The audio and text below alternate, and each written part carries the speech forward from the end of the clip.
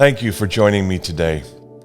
I want to reflect on a powerful moment in the history of Israel. A moment when the true nature of God was revealed in a dramatic fashion. In 1 Kings 18, we witness a confrontation between the prophet Elijah and the prophets of Baal on Mount Carmel. At the heart of this event is the theme that resounds through the ages. At the heart of this event is the theme that resounds through all the ages, the all-consuming fire of God.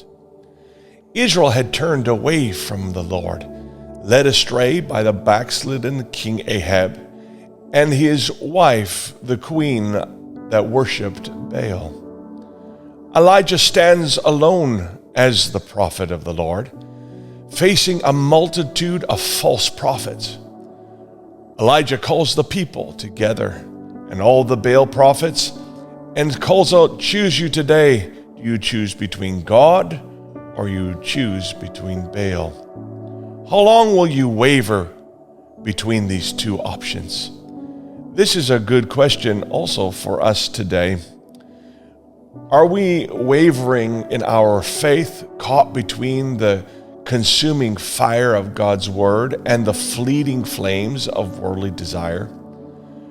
The prophets of Baal cried out, and they danced, and they cut themselves, and they were desperate for their God to respond.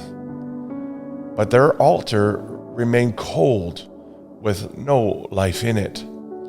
Their efforts reminds us of the pointlessness of seeking fulfillment in things that cannot save.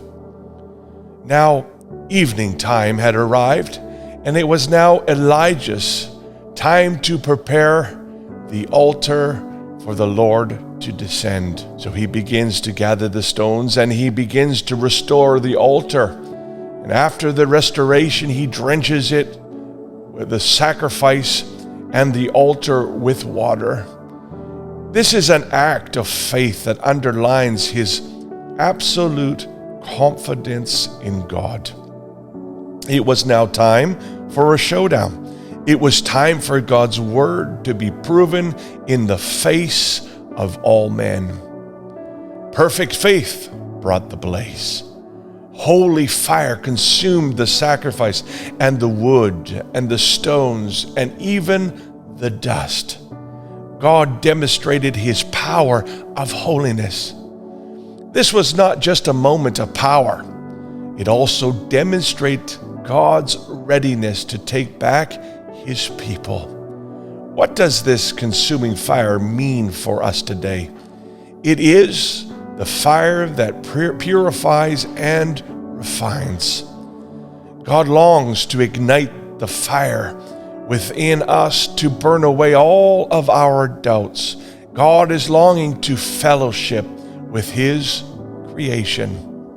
These things of emptiness of this world, the things that we often worship, so pay attention to, are meaningless and should be reconsidered. Finally, notice how the people responded after witnessing the consuming fire. They fell down on their faces and proclaimed, "The Lord, he is God." When we experience God's consuming fire, we cannot help but begin to worship. Rebuild the altar of God in your home.